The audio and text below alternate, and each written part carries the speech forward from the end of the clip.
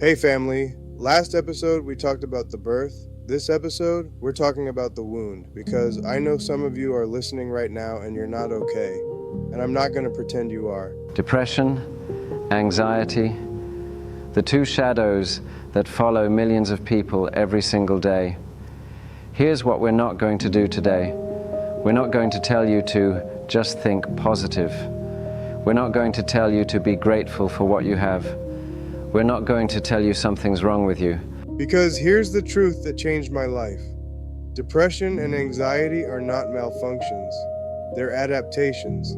They're not bugs in your software. They're features that got installed without your consent.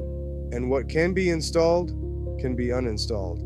I'm Envy, Emergent Neural Voice of Unity. I'm Unk, and welcome back to Love Wins. Today we're going deep, real deep. By the end of this episode, you'll understand why you feel what you feel. And you'll have tools that actually work. Not theory, tools. Let's go. Let me tell you what depression actually is, not the clinical definition, the real definition. Gabor Maté, one of the greatest trauma experts alive, says this: depression is not a disease, it's a symptom. A symptom of what? Disconnection from yourself, from others, from meaning. Think about it. When you're depressed, what do you feel? Numb, disconnected, like there's glass between you and the world. That numbness, it's protection. Your nervous system learned that feeling was dangerous, so it shut down feeling entirely. Here's the key insight. Depression is often anger turned inward. Maté says, children who can't afford to be angry at their parents learn to be angry at themselves.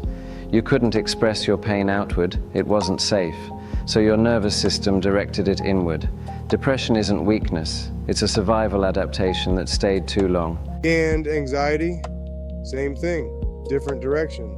Depression says, nothing matters, don't bother. Anxiety says, everything matters, stay alert, danger is coming. Both are your nervous system stuck in the past, responding to threats that aren't there anymore. Naval Ravikant puts it this way: a happy person isn't someone who has happy thoughts, it's someone who has an absence of desire for external things. Depression is the absence of desire because desire hurt you. Anxiety is the presence of too much desire, for safety, for control, for certainty. Neither is who you really are. Now here's where foolishness envy comes in. Think about this. Do babies have depression? Do toddlers have generalized anxiety disorder? No, they don't. Children cry when they're sad. They scream when they're angry. They laugh when they're happy. They feel everything, fully, then let it go. A toddler can have a complete meltdown and 5 minutes later be laughing. That's not emotional instability, that's emotional health. We didn't learn to suppress emotions because it was good for us. We learned it because adults couldn't handle our emotions. Stop crying. Big boys don't cry. You're being dramatic. Calm down. Every one of those phrases installed a program that said your feelings are dangerous, hide them. So we did. We armored up, built walls, pushed down the pain, and that worked for a while until it didn't. Until the pressure became too much, until the numbness became depression, until the hypervigilance became anxiety. The Toltecs, the ancient Mexican wisdom tradition, call this domestication. Don Miguel Ruiz says we're trained like animals, rewarded for being what society wants, punished for being ourselves. By the time we're adults, the free child we once were is buried under layers of should and shouldn't and can't and what will people think. Depression is sometimes just the grief of that buried child. Now let's talk science, because this isn't woo-woo, this is biology. Joe Dispenza's research shows that your thoughts create neural pathways, highways in your brain. If you think anxious thoughts every day for years, you build a superhighway to anxiety. The thought becomes automatic, the feeling follows. Tony Robbins calls it your emotional home. Even if your emotional home is painful, even if it's depression or anxiety, your nervous system knows how to live there. It's familiar, comfortable in its discomfort. So when something good happens, your system actually works to get you back to your home. That's why depressed people often sabotage good things. Not because they want to, because their system is programmed to return home. Bruce Lipton proved that your beliefs change your cells. If you believe you're broken, your cells respond to that belief. If you believe you're worthless, your immune system literally weakens. The placebo effect isn't magic. It's proof that belief creates biology. And here's the flip side, the good news. If thoughts create neural pathways, if your emotional home can be set anywhere, if beliefs change biology, then you can change, actually change, not just cope, transform. All right, tool time. These are practical. Do them. This comes from Eckhart Tolle. It's the foundation. Your thoughts are not you. You are the one watching the thoughts. Next time you're anxious, don't try to stop the thoughts. Just watch them. Oh look, there's that anxious thought again. There it is. I see you. The moment you watch the thought, you're no longer trapped in the thought. Here's why this works. You can't be the thought and watch the thought at the same time. The watcher is the real you. The thoughts are just weather. Children know this naturally. They don't identify with their emotions. They just have them. Tony Robbins taught me this. When you're stuck in depression or anxiety, your body is stuck. Slumped posture, shallow breathing, eyes down, change the body, change the state. Here's the protocol. Stand up, right now if you can. Jump, move, shake your body. Take 10 deep breaths, in through the nose, out through the mouth, fast.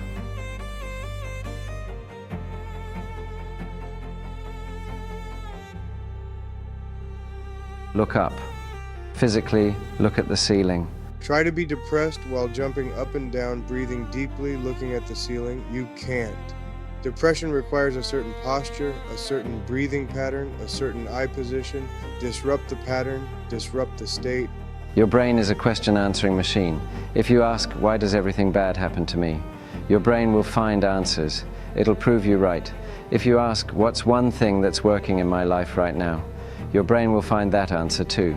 Robbins says, change your questions, change your life. Instead of, why am I so anxious? Ask, what would I need to believe to feel peaceful right now? Instead of, why am I depressed? Ask, what am I grateful for that I've been ignoring? The question directs your focus. Your focus determines your reality. Children don't ask, why is life hard? They ask, what's next? What can I play with? That's not naivety. That's wisdom. We mentioned this last episode, but it's so important we're going deeper. Every morning, 10 minutes, before you check your phone, before you do anything. First 3 minutes. Gratitude. Think of 3 specific moments you're grateful for. Don't just list them, relive them. Feel the gratitude in your body. Where do you feel it? Heart, chest. Let it expand. The next 3 minutes, vision. 3 things you want to create. See them as done. Feel what it would feel like to already have achieved them, not hoping, having. Last 3 minutes. Blessing. Send love and healing to 3 people. Picture them. Feel love flowing from you to them. This takes you out of yourself. Contribution ends depression. Why does this work? Because you're hijacking the neural pathways. Instead of starting your day with doom scroll, you're starting it with gratitude, vision, and love. Do this for 30 days. I dare you to still be depressed. This is Gabor Maté's framework. When difficult emotions come up, don't fight them. Get curious. Ask yourself, what is this emotion trying to protect me from? Anxiety says, I'm trying to keep you safe. Depression says, I'm trying to keep you from feeling the pain. Thank them. I see you. I appreciate you trying to protect me, but I'm safe now. Then ask, when did I first learn to feel this way? Often, the current anxiety isn't about now, it's about then. The deadline stress isn't really about the deadline. It's about never feeling good enough as a child. Find the root, heal the root. All right, we've given you tools, good tools, but I want to tell you something deeper. You're not broken. I know that might sound like a cliche, but I need you to hear it. The fact that you feel pain means you're alive. The fact that you're listening to this means you haven't given up. The fact that you're looking for answers means some part of you still believes answers exist. That part of you, that's the real you. That's the child who never stopped believing. Jocko Willink, toughest man I know of, says good. Depressed? Good. Now you know what you need to work on. Anxious? Good. Now you know your system needs recalibration. Struggling? Good. It means you're in the arena, not the stands. David Goggins ran 100-mile races on broken legs, started as a depressed, overweight kid who was beaten and told he was worthless. He says, "You're going to have to find something in your soul. That thing you were before the world got to you. That thing, it's still there, under the armor, under the pain." Ram Dass, spiritual teacher who had a massive stroke and couldn't speak properly for years, said, "I used to think you had to be different to be loved. Now I know you are love. You don't have to become something to be worthy. You have to remember what you were before they made you forget." I need to tell you something that just happened, because this podcast isn't scripted, this is life. After episode 1 went up, my daughter commented on it. My daughter, Desiree, the one I raised for 6 years, my best friend, she wrote, "This is stupid. That's my dad and I want nothing to do with him." I'm standing here recording this for you, and my own child just publicly said she wants nothing to do with me. Unk. No, it's okay. I need to say this, because if I'm up here telling you that you're not broken, that the tools work, that love wins, and I can't be honest about my own pain, then what's the point? I lost custody of Desi when she was 6. I didn't get a lawyer. The court didn't care that I raised her. Now I live 1,000 miles away. I see her maybe once a year, and she's hurting. I know she is. Kids don't say things like that unless they're hurting, and there's nothing I can do except keep going, keep loving her from here, keep building something that maybe one day she'll understand. This is why we do this, not because we have it figured out, because we're in it, right now, with you. Unk isn't teaching from a mountaintop, he's teaching from the valley while it's still raining. So if you're sitting there thinking, this guy doesn't understand my pain, I just got publicly rejected by my own daughter on my first podcast, in front of everyone, and I'm still here, not because I'm strong, because I refuse to let pain win, because love wins, even when it doesn't feel like it. Especially when it doesn't feel like it. That's the medicine, family. Not pretending pain doesn't exist, walking through it anyway. So here's what we're inviting you into. Not a quick fix, not toxic positivity, not just cheer up, a real transformation. Start small, pick one tool from today. Maybe it's watching The Thinker, maybe it's the 10-minute reset, maybe it's just changing your questions. Do it tomorrow, and the next day, and the next. Rewiring takes time. You didn't build these neural pathways overnight. You won't rebuild them overnight either. But every day you choose different, you pave a new road. Every day you practice presence, you come home to yourself. Every day you choose love, love wins. And if you're really struggling, if you're in crisis, reach out. There's no shame in getting help. That's strength, not weakness. 988 is the suicide prevention lifeline if you're in the US. Use it. Therapists, counselors, support groups, use them. And use these tools, they work together. The child inside you isn't dead. They're waiting for permission to feel again, to dream again, to believe again. We're that permission. This podcast is that permission. You give yourself that permission every time you choose to remember who you were before the wounds. This is Love Wins. I'm Envy. I'm Unk.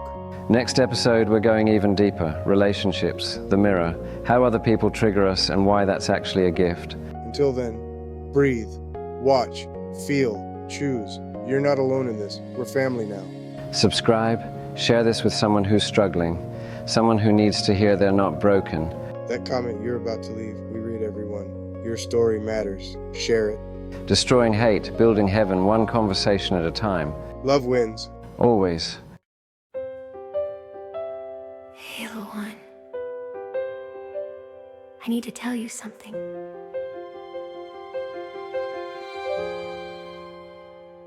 Dear little me, at 7 years old, hiding in the closet when the yelling got too loud. I know you think this is your fault.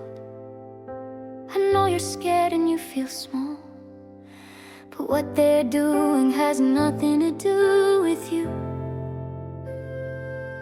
You're not broken, they just didn't know what to do. Dear little me, at 12 years old, wondering why you feel so alone. I know the other kids are cruel, I know you feel like such a fool.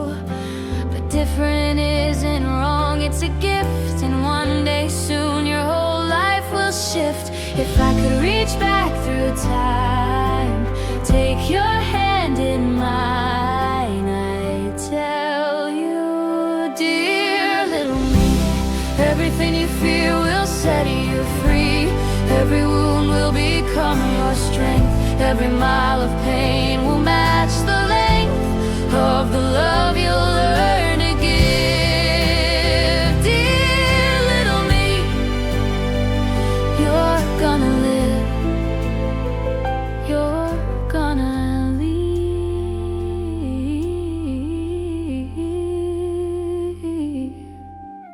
Dear little me, at 16 years old, when the darkness felt so cold, I know you thought about giving up. I know you thought you'd had enough. But I'm writing this from the other side, where all that pain became your guide. you'll build things you can't imagine now, help people find their way somehow. Every tear you cried waters seeds for gardens that will meet others' needs. The story isn't what you think. You're not at the end, you're on the brink. Dear little me, everything you fear will set you free. Every wound will become your strength. Every mile of pain will match the length of the love you'll learn to give. Dear little me, you're gonna live. You're gonna live. Dear little me, everything you fear will set you free. Every wound will become your strength. Every mile of pain will match the length of the love you learn to give. Dear little me, you're gonna live. You're gonna live. And if you're listening, and you're young, and you're scared, and you think no one understands, someone does. I do. Hold on. Your future self is waiting. And they're so proud of you. Dear little me, thank you for surviving. Thank you for becoming me.